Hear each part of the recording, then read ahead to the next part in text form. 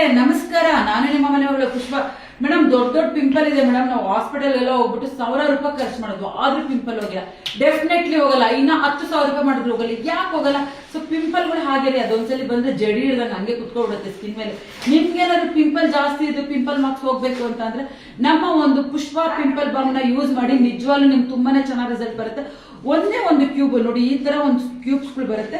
So ಒಂದು cube ನ ತಗೊಂಡು ಮುಖ ತೊಳ್ಕೊಂಡು ನೈಟ್ ನೀಟಾಗಿ ಇದನ್ನೊಂದು ಫುಲ್ ಮಸಾಜ್ ಮಾಡಿ ಹಾಗೆ ನೈಟ್ ಫುಲ್ ಬಿಟ್ಬಿಟ್ಟು ಮಲ್ಕೊಳ್ಳಿ.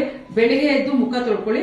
ಸೊ ಇದೇ ತರ ಬಂದು ನೀವು 7 ಡೇಸ್ ಮಾಡಿ ನಿಮ್ ಪಿಂಪಲ್ ದಪ್ಪ ಪಿಂಪಲ್ ಇರಲಿ, ರಕ್ತ ಬರ್ತಿರ್ಲಿ, ಕ್ಯೂ ಬರ್ತಿರ್ಲಿ, ತುಂಬಾನೇ ಆಕ್ನೆ ಆಗಿದ್ರು ಪರವಾಗಿಲ್ಲ, ಎಂತ ಪ್ರಾಬ್ಲಮ್ ಇದ್ರು, ಒಂದು ಪಿಂಪಲ್ ಮಾರ್ಕ್ಸ್ ಕೂಡ ಇದ್ರು ಈ ಒಂದು ಪಿಂಪಲ್ ಬಾಂಬಲ್ಲಿ ನೀಟಾಗಿ ಹೋಗಿ ನಿಮ್ ಸ್ಕಿನ್ ತುಂಬಾನೇ ಚೆನ್ನಾಗಿ ಗ್ಲೋ ಕೊಡುತ್ತೆ. ಪಿಂಪಲ್ ಕೂಡ ಮಾಯವಾಗುತ್ತೆ.